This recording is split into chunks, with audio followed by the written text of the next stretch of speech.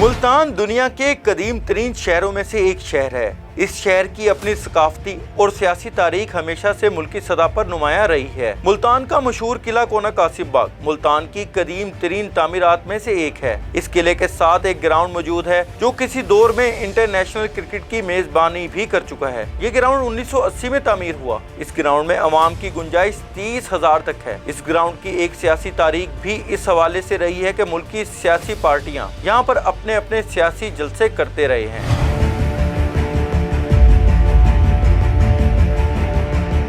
जिनमें सर-ए-फहरिस्त peoples party के बानी और साबिक वजीर आजम पाकिस्तान जुल्फकार अली भुट्टो और इनके नवासे और मौजूदा चेयरमैन पीपल्स पार्टी व वजीर खारजा बिलावल भुट्टो जरदारी और साबिक सदर आसिफ अली जरदारी समेत साबिक वजीर आजम मियां मोहम्मद नवाज शरीफ, मरियम नवाज, PDM के सरबराह मौलाना फजलुर रहमान और इमरान खान भी इस जलसागाह में अवाम से खिताब कर चुके हैं। 2020 में ये ग्राउंड उस वक्त मैदान जंग बन गया जब उस वक्त की हुकूमत ने PDM को यहाँ जलसा करने की इजाजत ना दी और इस जलसागाह के इतराफ कंटेनर खड़े करके रास्ते बंद कर दिए थे। और साबिक वजीर आजम यूसुफ रजा गिलानी के बेटे अली कासिम गिलानी को पुलिस ने गिरफ्तार भी किया था।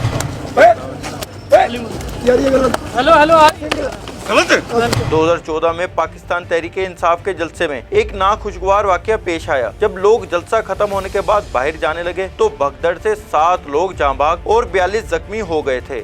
एक बार फिर इस तारीखी ग्राउंड में पाकिस्तान तहरीके इंसाफ 20 मई को सियासी पावर शो का मुजाहरा करने जा रही है, जिससे साबिक वज़ीर-ए-आज़म पाकिस्तान इमरान खान खिताब करेंगे।